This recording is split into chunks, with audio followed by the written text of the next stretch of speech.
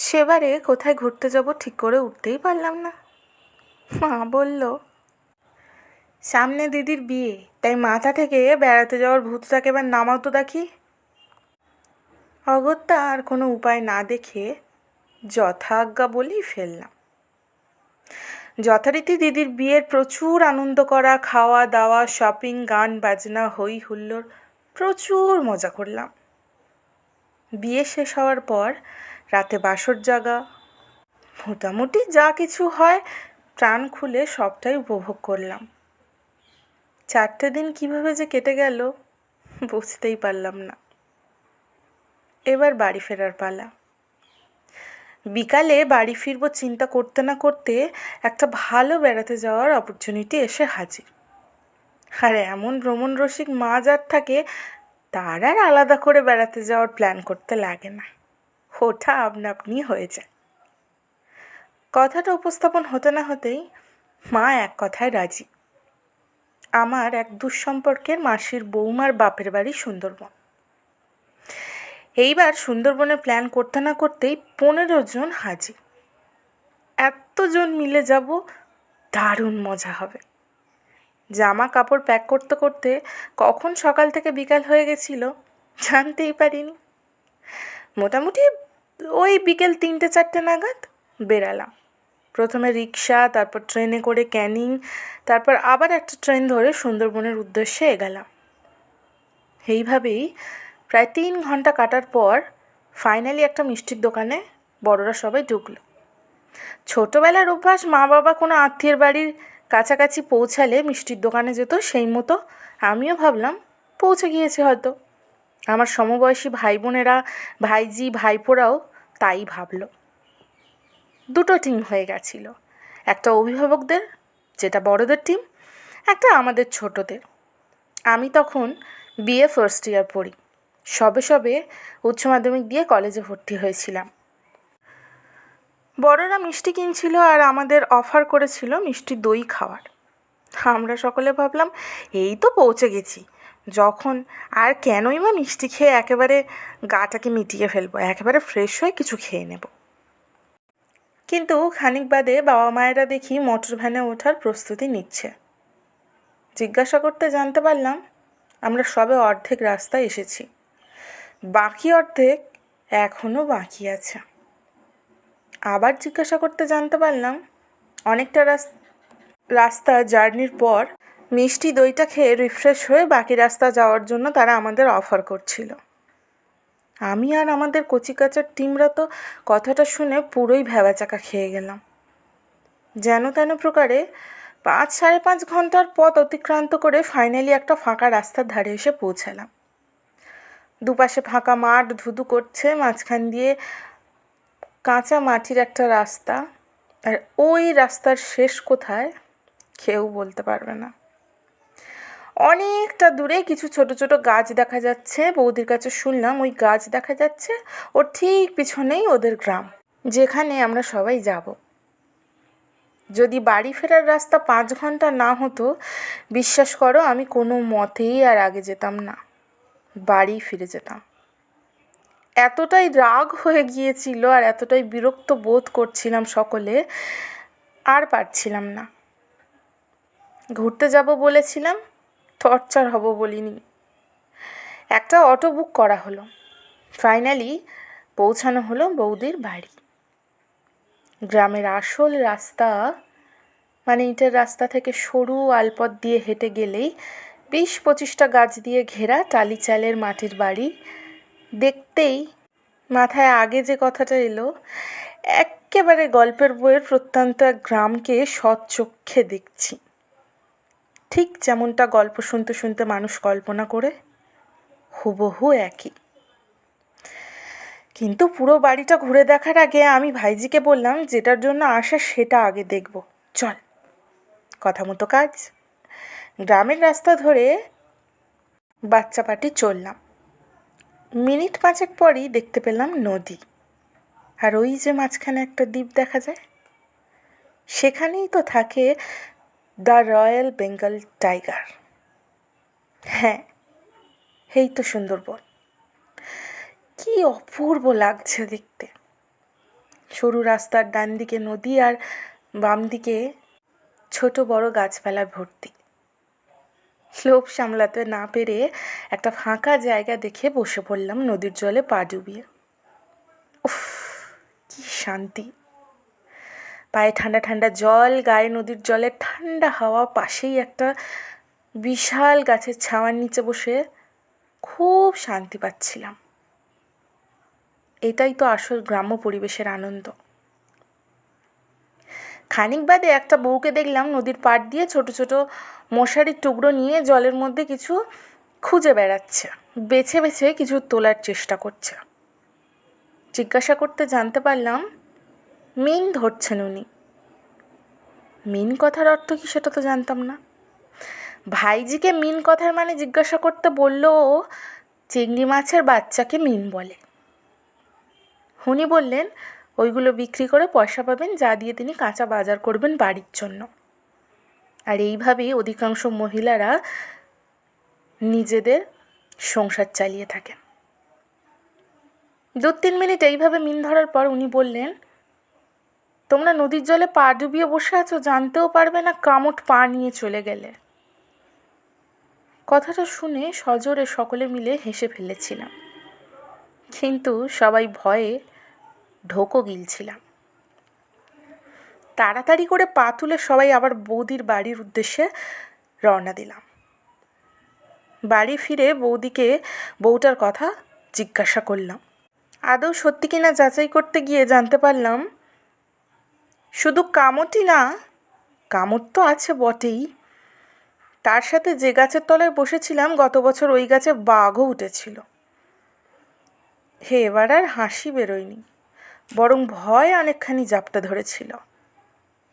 যাই হোক, এখানে আসার পথে বড়রা সবাই মিলে ওই চাঁদা তোলা মতন করেই কাঁচা বাজার, চাল ডাল তেল লবণ, মোটামুটি রান্নাবান্না করতে যা কিছু লাগে সব কিছুই কিনে নিয়েছিল। বৌদির মা আর বাবা একাই থাকেন এখানে।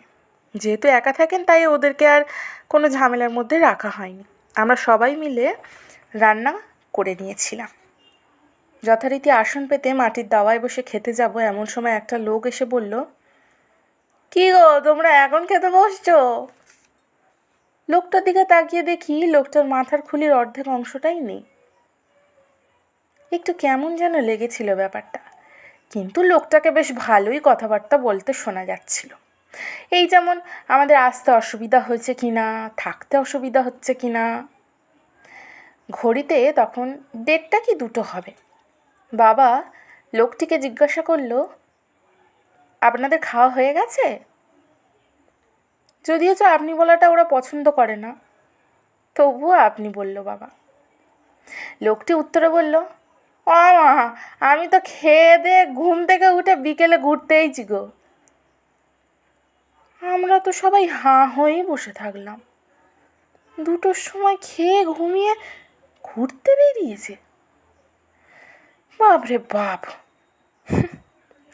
গরম সাদা সরু চালের ভাত, শুক্তো, মুগের ডাল, বেগুন ভাজা, গলদা চিংড়ির মালাইকারি আর মাংস দিয়ে জমিয়ে খাওয়া দাওয়ার পর একটা আলাদাই মেজাজ নিয়ে গ্রাম্য স্টাইলে মাদুর পেতে ছাওয়া দেখে উঠানেই শুয়ে পড়লাম।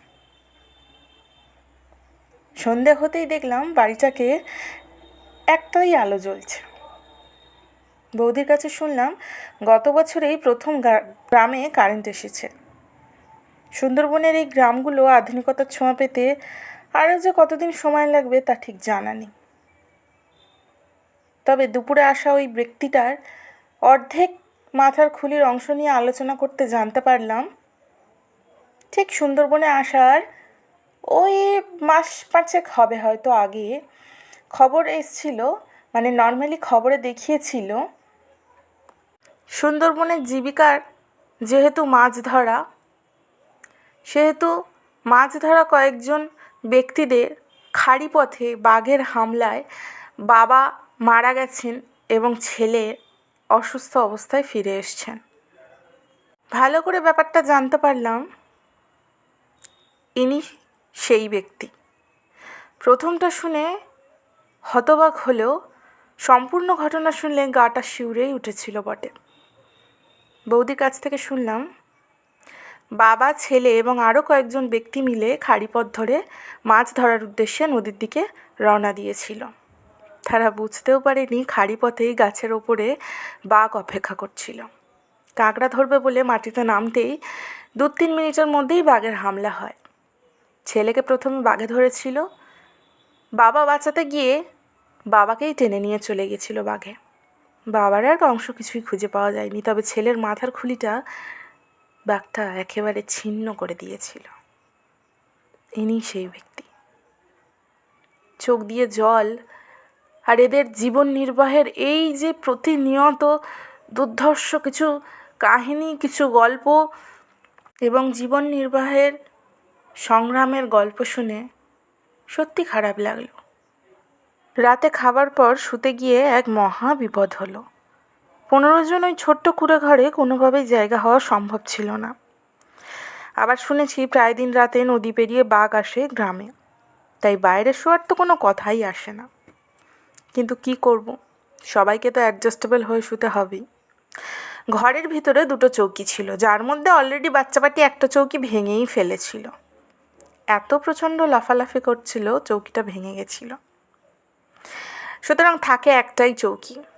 সেখানে বাচ্চাগুলোকে দিয়ে বাকি সবাই মেঝেতেই শুয়ে পড়ল। মশারি ছাড়া কোনো দিন শোয়া অভ্যাস ছিল না, কিন্তু কি করব, অগত্যা নিচেই শুতে হলো। তবু যেন মনের মধ্যে কেমনি হচ্ছিল, তাই বেশ কিছুক্ষণ বসেছিলাম। মাকে বলি, আমি আর মনে হয় আজকে শুতে পারবো বলে মনে হয় না। এদিকে বাবা আর তার সাথে আরও 2-3 জন বাইরে বারান্দায় শুয়েছে। বাঘের ভয়। ইতিমধ্যেই শুতে যাব এমন প্রস্তুতি নিচ্ছি, আর পায়ের ধারে দেখি একটা মস্ত বড় কাঁকড়া বিছে ঘুরছে। মনে মনে ভাবলাম, বেড়াতে এসছি না নিজের জীবনটাকে এখানে দান করতে এসছি নিজেই বুঝতে পারছি না। কোনো মতেই শোয়া যাবে না, অন্তত এখানে তো নয়। এই বলে 1.5-2 ঘন্টা বসে থাকার পর চোখ যখন আর হচ্ছে না, ছাড়ছে না ঘুমের জন্য, কি করব, অগত্যা মরবো, ঘুমিয়ে মরি, এই চিন্তা করে শুয়েই পড়লাম। সে রাতে কী হয়েছিল বাকিটা জানি না, একেবারে বেঘরে ঘুমিয়েছি অনেকটা রাস্তা জার্নি করার পর। পরদিন ঘুম থেকে ওঠার পর প্রত্যেক দিন যেমন প্রত্যেকটা মানুষ চোখ খোলার পর প্রাতঃকর্ম সারেন, সেরকমই নিজের প্রাতঃকর্ম সারবো বলে টয়লেটের খোঁজ করছিলাম। জানতে পারলাম এখানে কোনো পারফেক্ট টয়লেট নেই। এনারা ফাঁকা মাঠে যত্রতত্রই নিজেদের প্রাতঃকর্ম সারেন। এর থেকে বাজে জিনিস আমার কাছে আর কিচ্ছু ছিল না। খাওয়া দাওয়া যেমনই হোক, ঘুম যেমনই হোক না কেন, মানুষের পরিষ্কার পরিচ্ছন্নতাতে কোনো রকম কম্প্রোমাইজ চলে না। আমার ক্ষেত্রেও এর অন্যথা কিচ্ছু হয়নি। কি করব ভাবছি, হঠাৎ গ্রামের একটা লোক এসে বলল বৌদিকে যে আত্মীয়দের মধ্যে কারোর যদি কোনো রকম পরিষেবা লাগে, বিশেষত টয়লেটের ব্যাপারে, অবশ্যই আমার বাড়িতে পাঠিয়ে দিও। আমি তো ছুটোমুটো চলে গেলাম। গিয়ে দেখি যথেষ্টই পরিষ্কার পরিচ্ছন্ন বাথরুম ছিল। যথারীতি আমি আমার কাজকর্ম সেরে এসে কোনো মতে টিফিনটুকু খেয়ে মাকে বললাম, আর আমি পারছি না এখানে থাকতে, মা তুমি বাড়ি চলো। আমার সাথে সাথে সকল বাচ্চাপাটিরও তাই আবেদন ছিল তাদের বাবা মায়ের কাছে। মোটামুটি সকলে মিলে বাড়ির উদ্দেশ্যে এবার ফিরতে আরম্ভ করলাম। জামা কাপড়গুলো গুছিয়ে, না জানি কেন ভয় আর আনন্দের মাঝখানেও বাড়িটাকে ছেড়ে যাওয়ার ইচ্ছা হচ্ছিল না। কিন্তু সত্যি কথা বলতে, আমরা যেভাবে মানুষ, যেভাবে যে পরিবেশে থেকে অভ্যস্ত, সেই পরিবেশ ছেড়ে এই পরিবেশে একদিনের জন্য ঘুরতে আসাটা ভালো লাগলেও আমার মনে হয় না 2 দিনের বেশি কেউ এখানে টিকতে পারবে। বাড়ি ফিরছি আর বারবার গ্রামটার দিকে পিছন দিক ফিরে তাকিয়ে ভাবছি, এ যেন আমার নিজের জীবনে এক তেলেনাপোতা আবিষ্কারের মতনই গল্প হয়ে গেল। এত বছর পর গল্পটা আবার মনে পড়লো বলে তোমাদের সামনে উপস্থিত করলাম।